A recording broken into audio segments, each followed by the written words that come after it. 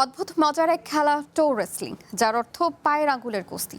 সম্প্রতি ব্রিটেনের অ্যাশবন শহরে বসে এই টি রেসলিং এর আসর, যেখানে ডিফেন্ডিং চ্যাম্পিয়নদের হারিয়ে নতুনরা যুক্ত করেছেন নতুন দুই বিজয়ী। টো রেসলিং অনেকটা হাতের পাঞ্জা লড়াইয়ের মতোই, তবে এখানে শক্তির পরীক্ষাটা হাতের নয়, পায়ের বুড়ো আঙুল। ব্রিটেনের ডার্বিশায়ারের অ্যাশবোর্ন মেতে উঠেছিল এক অদ্ভুত আর দারুণ উত্তেজনার খেলায়, যার নাম ওয়ার্ল্ড টো রেসলিং চ্যাম্পিয়নশিপ। খেলার নিয়মটা বেশ সহজ। মুখোমুখি বসা দুজন প্রতিযোগী প্রথমে ডান পায়ের বুড়ো আঙুলে একে অপরের সাথে লক বা আটকে নেন। এরপর শুরু হয় শক্তির পরীক্ষা। লক্ষ্য একটাই, পায়ের জোরে প্রতিপক্ষের পা মাটিতে বা নির্ধারিত প্যাডে চেপে ধরা। এবারের আসরে আকর্ষণের কেন্দ্রে ছিলেন 17 বারের বিশ্ব চ্যাম্পিয়ন অ্যালান ন্যাশ। এটিই ছিল তার ক্যারিয়ারের শেষ লড়াই।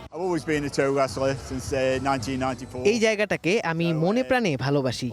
1994 সাল থেকে আমি টো রেসলিং করছি। আজ খেলোয়াড় হিসেবে আমার শেষ ম্যাচ, তবে খেলাটা আমি ছাড়ছি না। আন্তর্জাতিক রেফারি হিসেবে এবার বিশ্বজুড়ে দায়িত্ব সামলাবো। 1976 সালে শুরু হওয়া ব্রিটেনের এই ঐতিহ্যবাহী খেলায় এবার অংশ নেন 19 জন টো কুস্তিগির। লড়াইটা জমে ওঠে পুরুষ বিভাগের ফাইনালে, যেখানে 4 বারের বিশ্ব চ্যাম্পিয়ন বেন উডর্ফকে হারিয়ে সবাইকে চমকে দেন পুরুষ বিভাগের কেসি ব্রুকস নামের এক খেলোয়াড়। অনুভূতিটা সত্যি অসাধারণ। বেন এর আগে 4 বার জিতেছে, তাই আমি ভাবতেই পারিনি যে জিততে পারবো। এই জয় প্রমাণ করে যে চেষ্টা করলে সবকিছুই সম্ভব। আপনারাও চেষ্টা করে দেখতে পারেন, কে জানে হয়তো আপনারাও জিতে যাবেন।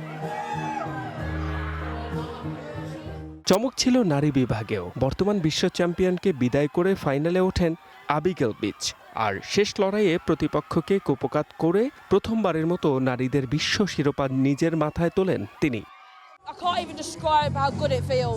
কতটা ভালো লাগছে তা আমি ভাষায় প্রকাশ করতে পারবো না। আমি নিজেকে নিয়ে গর্বিত। সেমিফাইনালে যখন বর্তমান বিশ্ব চ্যাম্পিয়নকে হারালাম, তখনই খুব ভয় পেয়ে গিয়েছিলাম, কিন্তু শেষ পর্যন্ত আমি পেরেছি। আমি ভীষণ খুশি।